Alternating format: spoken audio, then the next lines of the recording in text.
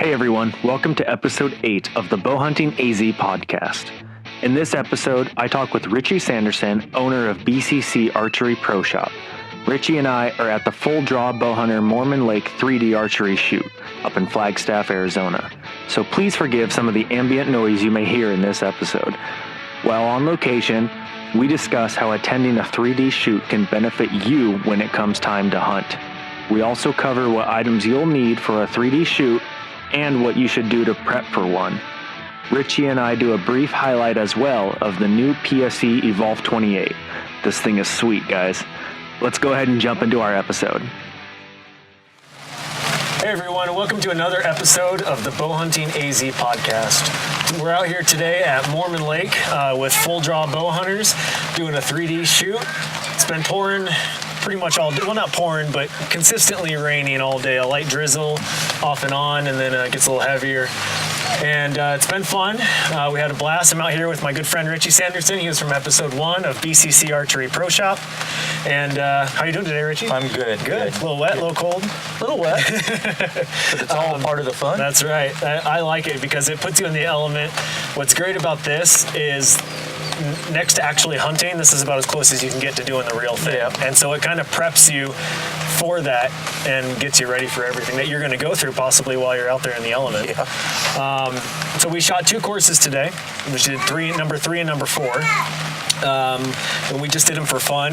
We didn't shoot competition. You said this is your first year not shooting competition. This is my first year not shooting competition in 10 years. Yeah. Feel a little odd? It feels odd, yes. Okay. It feels odd. And you say next year, though, you're going to get after it. Next year, I'm going to hit it hard and heavy. All right, so watch out for Richy. He's coming. I'm going to try. So we've been able to play a little bit with something pretty special. Been a little googly-eyed over it all day. We shot it a couple times, took it out on the course.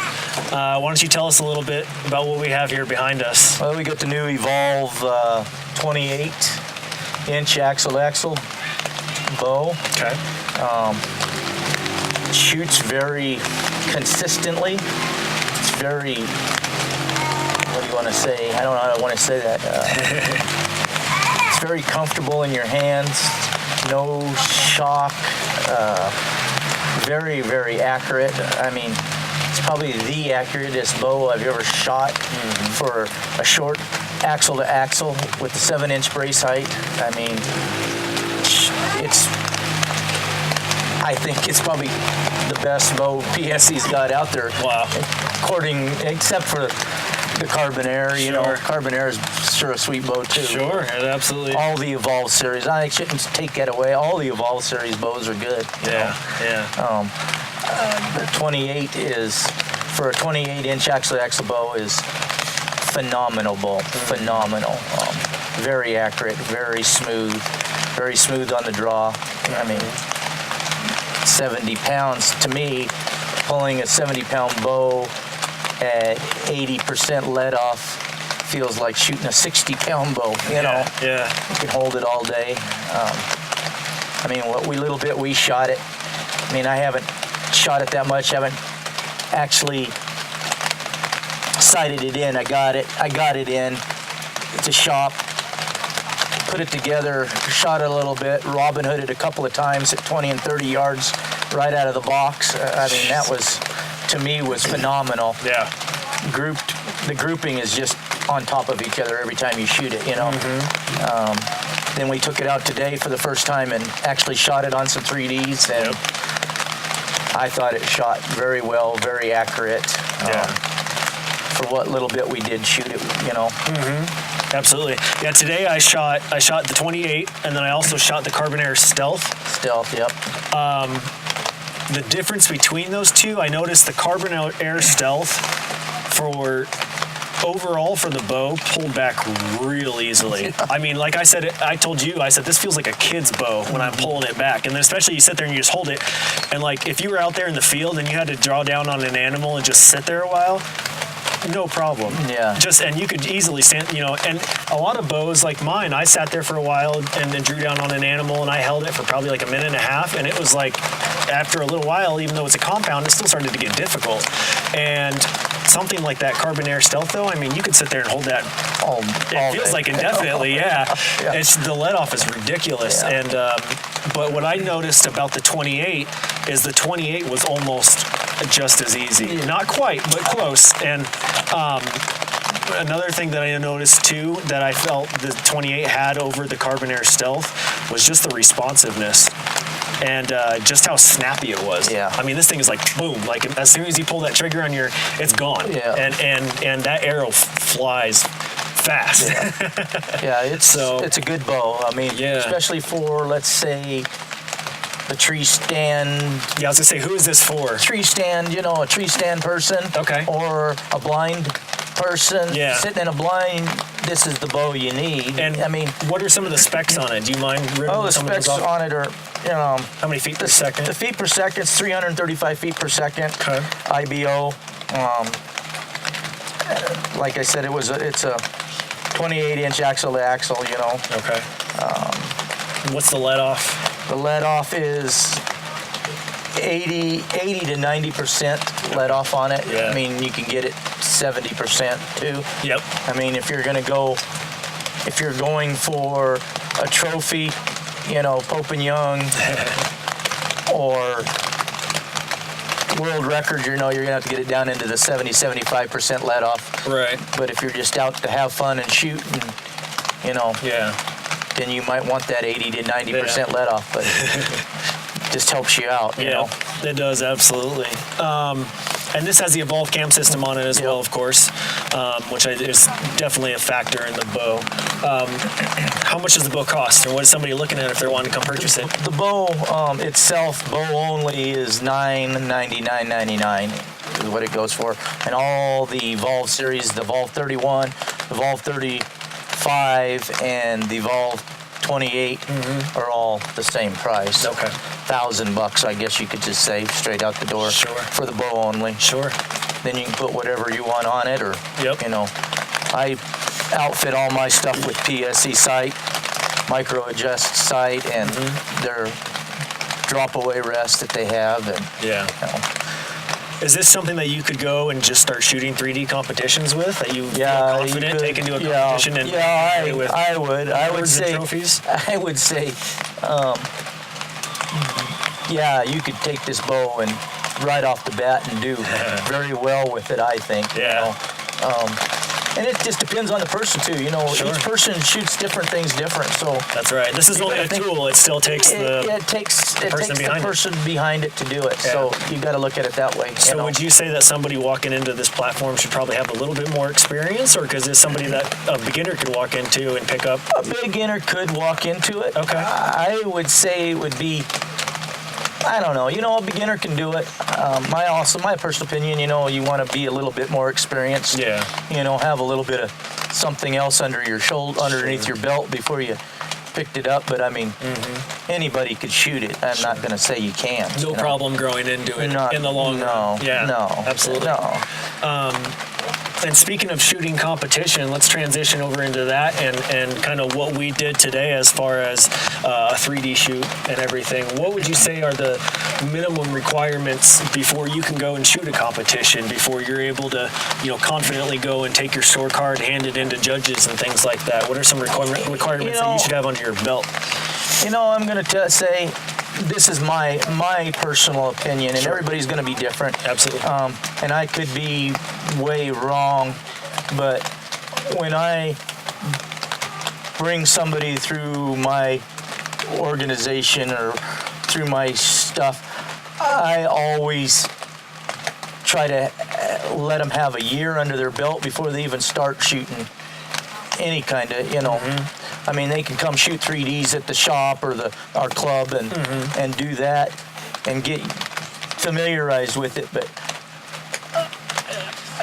before you get thrown into the wolves, you probably ought to have a year or two worth of shooting, just fun shooting 3Ds before you even get into competition. I mean, somebody might tell me I'm wrong, but Well, at least it's a place for somebody to start and get a general idea of the concept. I should have, X amount under my belt before I jump into this, getting both feet wet. And there is some, if you're shooting with competitors, there is some, I compared it to golf today, there is kind of some etiquette. There are some things you should know on the field out there that you can and cannot do, so make sure that you're versed in the realm of shooting 3D, and like you said, go shoot for fun first before you go out and do the competition. Get yourself familiarized with the 3D targets. Scoring. Knowing the scoring rings, and there's different scoring rings for different shoots and stuff, Right. There's an IBO scoring rings, what we use here. There's ASA scoring rings. Just depends on all that, Yeah. But, I would say you need at least a year of just having fun before you get into competition. Sure. But, that's my personal opinion. Yep. Because, like I said, you get thrown into the wolves. There's a lot of good shooters out there. Yeah. And I wouldn't want you to get discouraged right off the bat. You go out there and shoot with some good shooters. Yeah, and most of these have pro staff. They got pro staff shooters for PSE, shooters. Matthews, You Hoyt. can see all the jerseys out here this morning. Yeah. I asked you, I said, are those all pro shooters? And you said, yeah, they sure are. They'll be here. You can guarantee it. Yep. How important would you say doing 3D shoots other than the competing side are to people that are wanting to hunt? I personally think it's something you should do. Yeah. For me, I shoot the hunter class, which is getting me ready for hunting, I think. I shoot the non-competitive, I shoot the how do you want to say it? You don't use a rangefinder, all right? You have to guess your yardage. You have to walk up to the unknown is what I'm trying to say. You walk up to the pin, you got to guess the yardage, Sure. No rangefinders.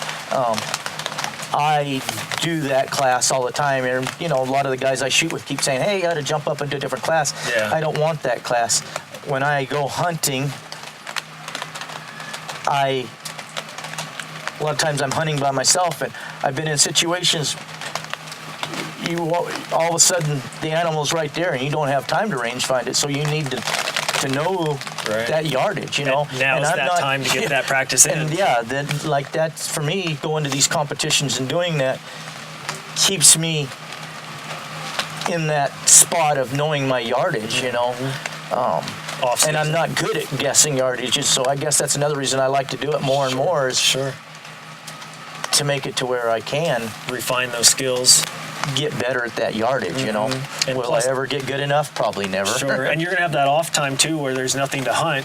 And so this is a great way to stay fresh. Not to mention, for those of us here in Arizona, we can beat the heat. And, it's half the temperature of what it was a couple days ago or yesterday even. So, but yeah, overall, you get more experience, refine your skills as far as yardage and everything goes. Get that practice in now when there's not so much at stake. When you're not actually drawing down on an animal and you're stuck or get frozen on what to do. You can get all that worked out now. And well, that's it. That's what I think too about the 3Ds is it kind of allows you to get in a situation to be able to do that too. You get an animal in the 3Ds, they put them in the trees and stuff, so it gets you that skill to practice on that spot too. And you read my mind, because that's what I was gonna say is terrain. Like we had that turkey today that was in between, like you had to shoot literally between at the most a foot space between two trees pretty much, and you're going to come into shots that are actually like that. Yeah, and a lot of people take them and don't know how to shoot them, and I think this gives you that practice. It allows you to know that you can take that shot if it came to that point. Absolutely. Other than the practice and the real world situations and everything, another thing you can do too is fine tuning things in your bow. So for instance today, my arrow rest was kind of out of sorts, and my arrow, you noticed while we were out there, was slumping down, and my bow wasn't shooting exactly how it should have been. So being able to figure things out like that now before you go hunting, what key points, or what can you give us, like 2 or 3 things that we should be checking over our bows before we go out on a hunt and get things worked out now? Oh, you always should check your pins, your sights, make sure everything's tight, make sure things are lubed, ready, like I like to do is I always like to re-level everything, Sure. Even halfway through every time I get done shooting a 3D, kind of like today, we noticed something was wrong. Yeah. At the same time, I went through and leveled everything up, made sure everything was okay on it, Yeah. And I think every time you do a big shoot like this, I think you ought to go back through and check it all out, I know some guys, they tear their bows completely down, and put it all back together. Right, right. Some of them are real particular about that, there's all kinds of different things you can do. I mean, just checking it all out, making sure everything's tight, things come loose all the time. There's a lot of vibration on these things, especially these newer bows. They shoot so fast, there's some vibration. You don't feel it in your hands, but that's when one thing, you got a stabilizer, and it takes care of all that stuff, but stuff still comes loose. Right, absolutely. What are some things other than the bow that you can do to prep for a 3D shoot? I guess what supplies or what other possible items could you need with you? If you're really going to get into it and whatnot, you're going to need arrow lube. I use AAE Lube Tube stuff. Yep. There's a lot of other stuff you can use out there. Sure. Which one's good? I couldn't tell you. I use several different types all the different times. I seem to think that the AAE lubes kind of works the best. Yeah. You can use anything.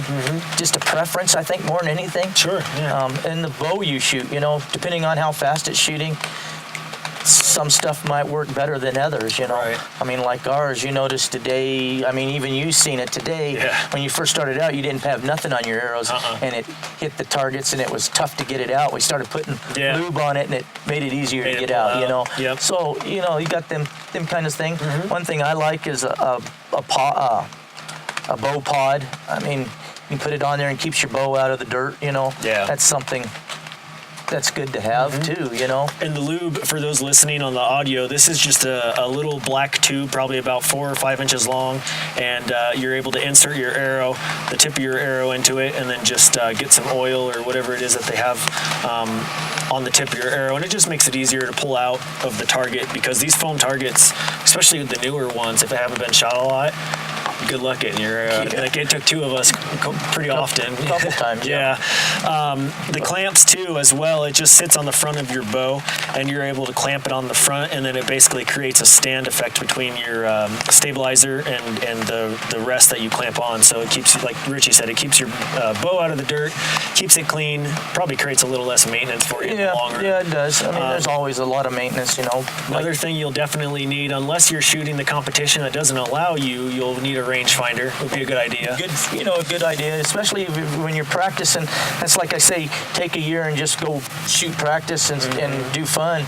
You take that rangefinder out there, always guess your yardage first, and then range it and make sure you're right. If you're not, you can try to figure out why you're getting off. I try it all the time. I use it like today. We used it today. And sometimes I was on and then I was off, and I did why am I off? Yeah, usually one of us would guess, or one of us would range it first, and then the other person would guess, and then we'd let you know how close you were, how far off you were, and it was a great idea. And I've actually heard somebody recommend too that even in just daily life, if you're not shooting, just pick out objects and guess how far it is, range it real quick, and then and that's a good idea. That's what a lot of these guys tell me all the time.